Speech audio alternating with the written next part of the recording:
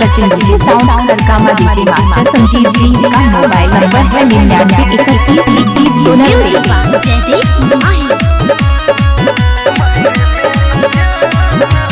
समझ नहीं आवे गे सोना केहन प्यार करे छी। पता चलल हमरा संगे खेलबार करे छी। समझ नहीं आवे गे सोना केहन प्यार करे छी। पता चलल हमरा संगे खेलबार करे छी। जहर उगलै छे अपन जुबान सगे किया खेल खेलै छै यार मन सगे। मार दे न जान हमरा जान सगे किया खेल खेलै छै यार मन सगे। मार दे न जान हमरा जान सगे। सचिन जी साउंड सरकामा रूप राजा संजीव जी सचिन जी साउंड सरकामा रूप राजा संजीव जी मिक्स बाय मणिभूषण प्यारे।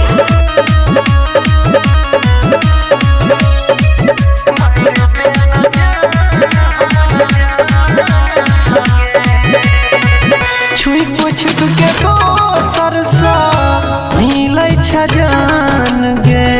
एक दिन तोरे ले तेजबौ परान गे। छुई पुछ के दोसर सा मिलै छै जान गे। एक दिन तोरे ले तेजबौ परान गे। डर लागे सोना तोरे नाम सगे किया खेल खेलै छै यार मन सगे। मार दे न जान हमरा जान सगे किया खेल खेलै छै यार मन सगे। मार दे न जान हमरा जान सगे। निकनेम मास्टर राजकुमार सरकापट्टी निकनेम मास्टर राजकुमार सरकापट्टी अखन नाम सचिन जी साउंड सरकामा रूप राजा संजीव जी।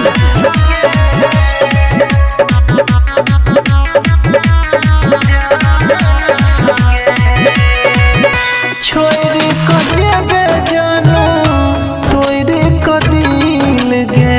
भूल नहीं पैतो तोरा के सब अनिल गे। का नाम आपका सचिन जी साउंड सरकामा। छोड़ को जेबे जानो तोरे को दिल गे। भूल नहीं पैतो तोरा के सब अनिल गे। खत्म कर दिया तो आराम सगे किया खेल खेलै छै यार मन सगे। मार दे न जान हमरा जान सगे किया खेल खेलै छै यार मन सगे। मार दे न जान हमरा जान सगे। सचिन साउंड खरगामा सचिन साउंड खरगामा।